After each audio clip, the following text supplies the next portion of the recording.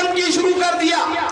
पुलवामा में हमारे कम से कम 42 नौजवानों को मारा और वो नौजवान कह रहे थे कि हमें एयर लिफ्टिंग करवाया जाए, एरोप्लेन से यहां से वहां भेज दिया जाए, मगर उनकी बात को नहीं माना। कुछ लाख रुपए की बात थी, नहीं माना सरकार ने। क्यों नहीं माना? क्योंकि सरकार के पास 8 दिन पहले खबर थी कि इन लोगों को मारा जाने वाला, पहले से जानकारी थी।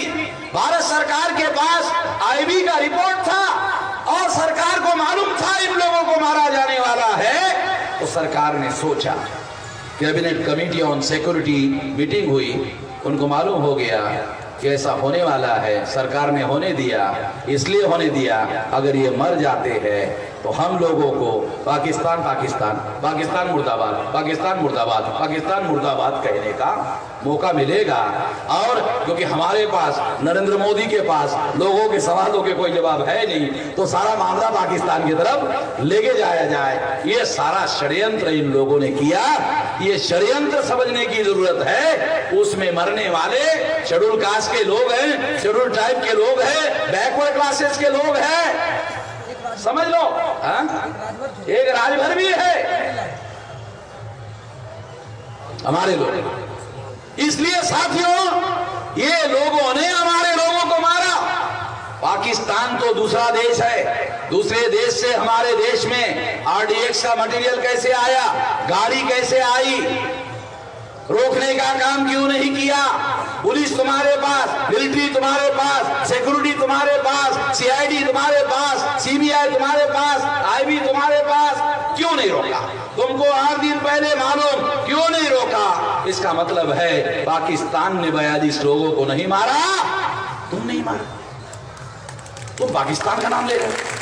तुमको मालूम था बचाने का काम तुमको करना था, तुमने बचाने के बजाय उनको मरवाया और नाम पाकिस्तान का ले रहे हो। तुम ही जिम्मेदार हो। इसलिए साथियों, ये षड्यंत्र जो ईवीएम मशीन के साथ हो रहा है, और वो मामला हमने 26 तारीख को जेल भरों में उठाया हुआ है और 5 मार्च को भारत बंद का भी मामला उठाया हुआ है। इसको डाइवर्ट करने के लिए और ईवीएम मशीन का जो षड्यंत्र भारत पर थोपा गया है, उसके डाइवर्शन करने के लिए, दिशा बदलने के लिए सारा षड्यंत्र हो रहा है। इसे समझने की साथियों जरूरत है। मैं आखिरी बात, राजभर राजा महिपाल, राजभर लक्ष्मेश्वर जो किला है वो भूमाफियाओं के कब्जे में है।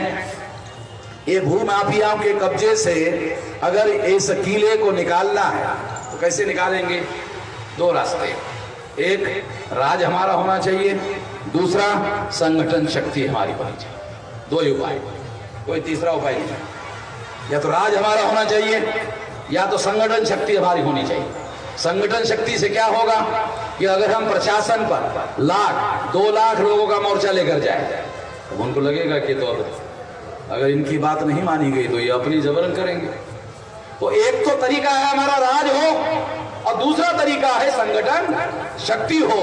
तो जो काम अब इस राज जो है वो भी संगठन शक्ति के बल पर हासिल हो सकता है, और इसीलिए संगठन शक्ति को सबसे ज्यादा आप लोगों को निर्माण करना चाहिए। और अगर आप ऐसा करते हैं तो आने वाले समय में ये मामला हम लोग हल करेंगे, और ये ताकत हम अपने समाज के बल के आधार पर ही निर्माण कर सकते हैं। तो ऐसा करना होगा। मैं आप लोगों को संगठन की शक्ति निर्माण करने के लिए आप लोगों को पूरी ताकत के साथ हम लोगों को साथ सहयोग करेंगे।